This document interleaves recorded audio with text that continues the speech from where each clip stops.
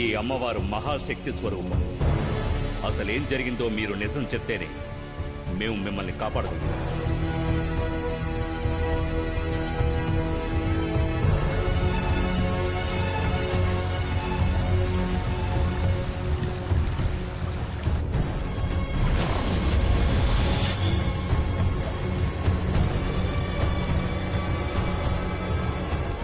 భయపడకండి, నా వల్ల మీకు ప్రమాదమేం లేదు. నిజానికి నాకు మీరు మంచి చేశారు. నేను మీ అబ్బాయి ఇష్టపడుతున్నానని తెలిసి కాదనకుండా మా పెళ్లి ఒప్పుకున్నారు. కానీ క్షమించరాని ఒకే ఒక తప్పు చేశారు.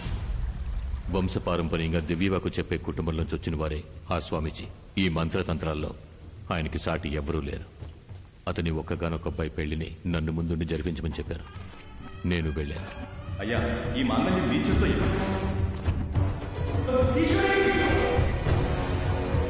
నీ అందానికి నువ్వు ఉండాల్సిన చోటు ఇది కాదు. ఏం దిగులు పడకండి, నేను తన్ని మహారాణిలా చూసుకుంటాను. మీ మీద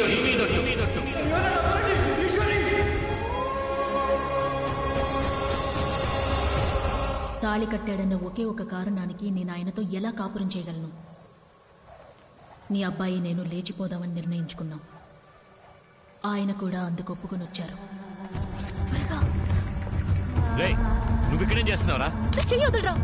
ఏమండి, ఇంట్లో మీరు లేని సమయం చూసి నన్ను ఎత్తుకుపోవడానికి వచ్చాడు. కొట్టండి.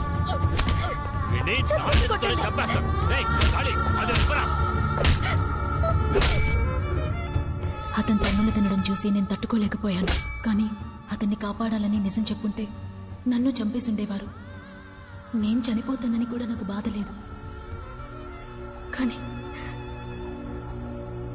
ఈశ్వరి కడుపుతోందని తెలిసి నేను చాలా సంతోషించాను. అంతఃపురానికి వారసత్వం రాబోతోందని అందరూ తనని మహారాణిలా చూసుకున్నారు. పుట్టబోయే నా బిడ్డను చూడ్డానికి అందరం సంతోషంగా ఎదురు చూశాం.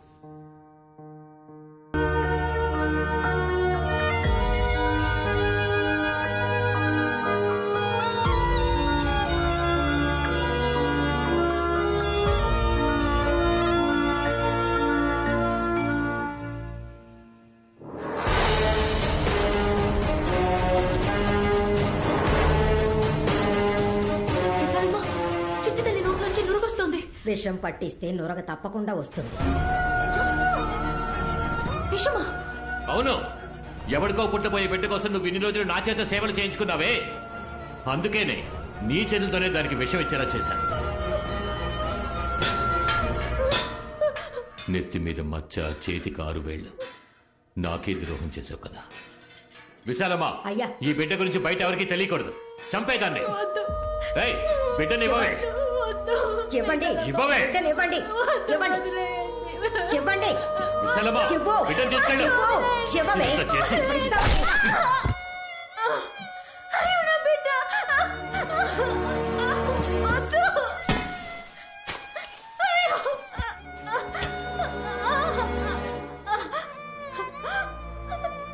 నన్ను కావాలంటే ఏమైనా చేయండి. నా చిట్టు తల్లి నేను చేయకండి. ఏమే, అడ్డమైన వాడికి పుట్టిన బిడ్డ అంతఃపురానికి వారసురాలు అవుతుందా? బిడ్డ పుట్టిన తర్వాత జరిగిందంతా మీతో చెప్పి నేను నా బిడ్డ ఎక్కడికైనా వెళ్ళిపోదాం అనుకున్నాం. దయచేసి నా కూతురిని నాకు ఇచ్చేయండి. ఏంటి ఇది ఇంకా చావలేదు. ఇంకాస్త విషయాన్ని ఇచ్చి చంపేదాన్ని.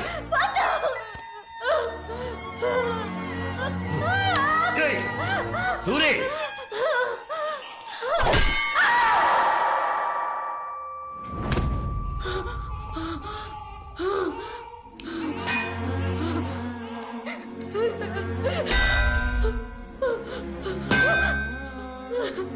వద్దు విశాలమ్మ, నీది ఆడ మనసేగా.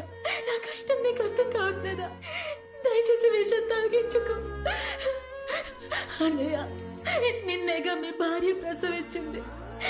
ఓ బిడ్డ వెళ్ళి వెంటాం మీకు తెలుసు. దయచేసి నా కూతురిని కాపాడండి. బిచ్చగత్తిలా ఉన్న నీకు తాళి కట్టింది నీ అందానికి, చివరి వరకు నా కాళ్ల మీద పడుంటావనే. కానీ నీకు ఆస్తికి నేను, ఆశకి ఇంకొకడు కావాల్సి వచ్చాడు కదా. నువ్వు చేసిన తప్పుకి నువ్వు ఇక్కడే చావాలే. నేనేం తప్పు చేశానండి? నేను ఇష్టపడ్డవాడితో నాకు పెళ్లి కుదిరిందన్నా చదువుతో మేము దగ్గరయ్యాం. నేను పెళ్లికి ముందే గర్భవతినయ్యా. కానీ అనవసరంగా అడ్డొచ్చి నా మెళ్ళ మీరు తాళి కట్టారు. అది నా తప్ప? మీ దృష్టిలో ఆడవాళ్ళు సంతలోని పశువులా? మీ ఇష్టానికి తాడు కట్టి తోలుకుపోవడానికి ఆశలు అభిప్రాయాలు మాకుండవా? అయినప్పటికీ ఇన్నాళ్ళు బిగపట్టుకొని కాపురం చేయడానికి కారణం నా కడుపులోని బిడ్డకేం కాకూడదని. నేను కష్టపడిందంతా దానికోసమే. దయచేసి నా కూతురిని చేయండి. అయ్యా, ఇది ఇంకా ఊగిసలాడుతోంది. అయితే దాని ప్రాణాలతో పూడ్చే శవంగా కూడా నా వారసురాలోని పేరుతో అది ఇంటి గడప దాటకూడదు.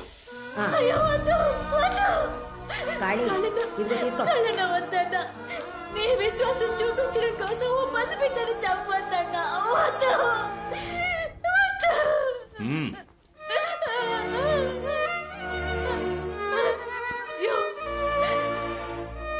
చెట్టు తల్లి, అమ్మని క్షమించు.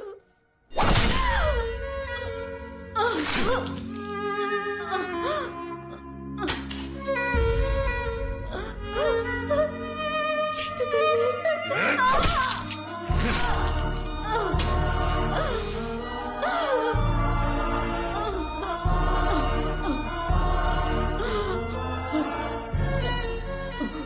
నా కడుపున నువ్వు పుట్టడం తప్ప నువ్వే తప్పు చేయలేదమ్మా. మరెందుకు నీకే పరిస్థితి? నేను కాపాడలేకపోయాను తల్లి. అమ్మా, ఈ అమ్మని క్షమించరా.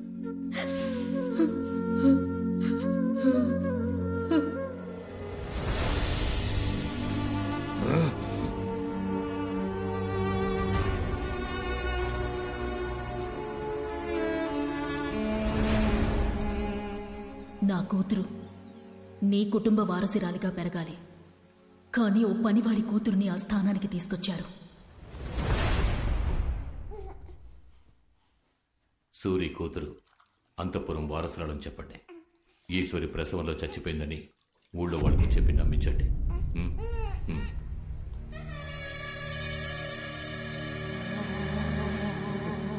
తన కాళ్ళకి మట్టి అంటుకుంటేనే నేను చూడలేను. మహారాణిలా చూసుకున్నాను. నా చేతులతో మట్టి ఎలా? తనతో పాటు నన్ను పూర్తి చేయండి రా. మీకు పుట్టిన పసిగుడ్డు యువరాణి. తన కోసమైనా మీరు ధైర్యంగా ఉండాలి. ఆ పిల్ల గురించి మాట్లాడకండి. దానివల్లే నా ఈశ్వరి నాకు దూరం అయిపోయింది. ఈశ్వరి,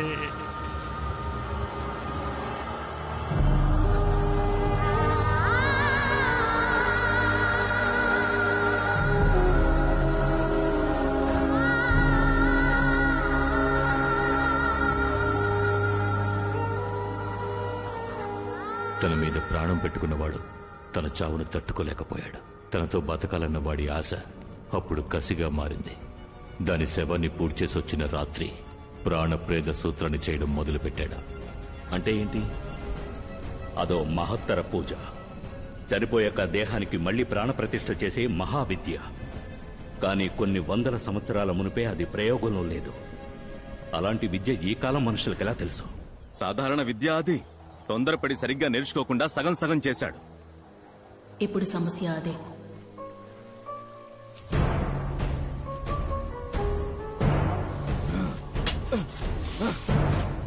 నాలుగు రోజులు రాత్రింబవళ్లు నిర్విఘ్నంగా పూజ చేశారు.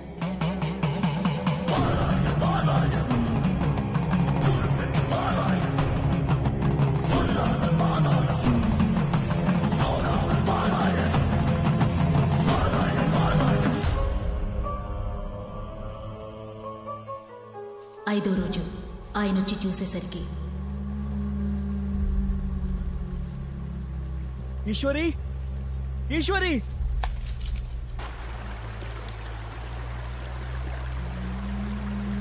ఈశ్వరి,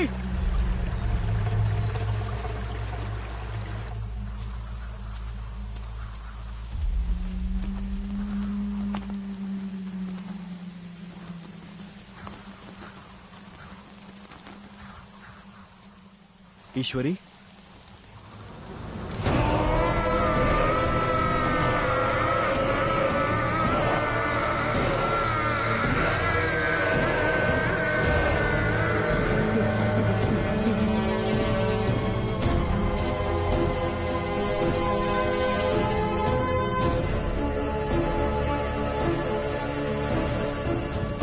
దాన్ని పూడ్చిపెట్టిన అడవిలోనే ఆత్మగా తిరుగుతోందని ఊళ్ళో కొంతమంది గుసగుసలాడుకున్నారు. ఒకరోజు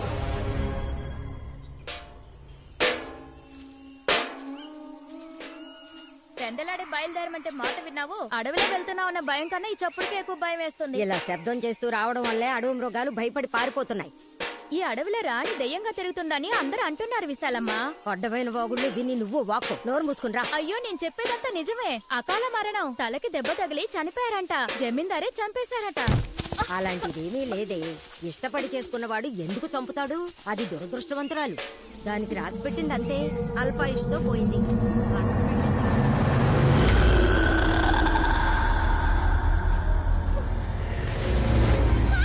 నా దగ్గర నోరు పారేసుకున్నట్టు అంతఃపురం గురించి ఇంకెవరి దగ్గర తప్పుగా మాట్లాడుకు. వసే విజయ,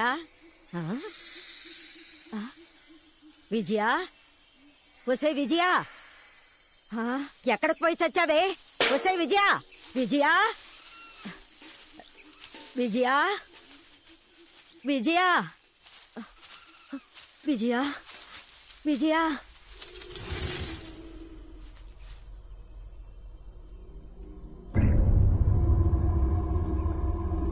విజయ, ఎవరది?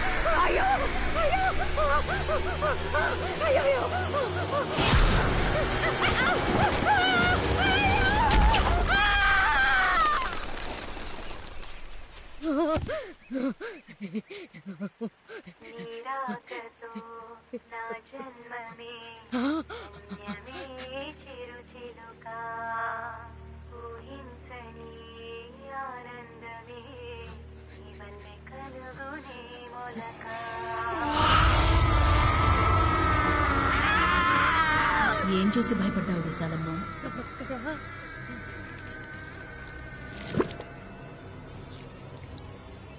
దీని సంగతి ఏం లేదు. వచ్చిన బిడ్డని చూడు, ఎంత అందంగా ఉందో. రా, వచ్చి చూడు విశాలమ్మ. నా కూతుర్ని చూడు, అచ్చం నాలాగే ఉంది కదా. అబ్బ చూడు.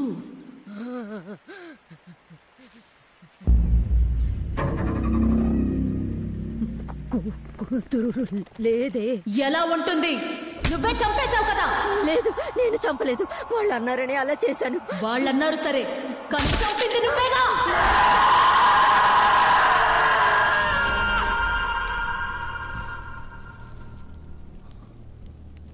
ఈశ్వరి ఆత్మే ఆ మంత్రసారిని చంపేసిందని అందరూ అనుకున్నారు. అప్పుడు నేనది నమ్మలేదు. కానీ ఒకరోజు ఉదయం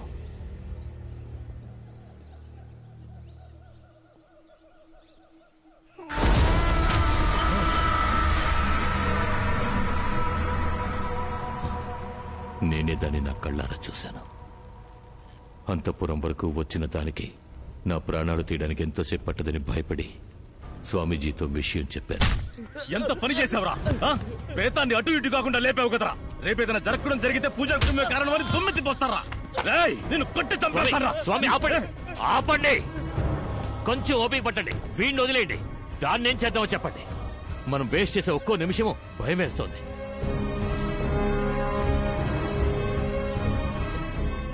అది మన వశం కావాలంటే దాన్ని ఇక్కడికి రప్పించాలి. అందుకు ఒకే ఒక్క దారి. నేను తను కలవడానికి వేరే దారి కనిపించలేదు. ఏదో కోపంలో కొట్టాను నాన్న. నువ్వు తనని ఎంతగా ఇష్టపడుతున్నావో నేను అర్థం చేసుకోగలను. జమీందారు గారికి సంబంధించి తను చనిపోయింది. తను తిరిగొచ్చి నీతో కలిస్తే ఎవరాపుతారు? నీ ఇష్ట ప్రకారం ఎక్కడికైనా వెళ్లి జీవించు. కానీ ఇప్పుడు తను మనిషిగాను కాకుండా శవంగాను కాకుండా ఉగ్రంగా తిరుగుతోంది. అందుకే పద్ధతి ప్రకారం ప్రాణప్రతిష్ఠ చేస్తేనే నువ్వు అనుకున్నట్టుగా సంతోషంగా జీవించగలవు. నువ్వు చెప్పేది నిజం. నువ్వు భయమేసి మధ్యలో వదిలేశావు. నిన్నే వెతుకుతూ అడవుల ముడ తిరుగుతోంది. నువ్వు పిలిస్తేనే వస్తుంది.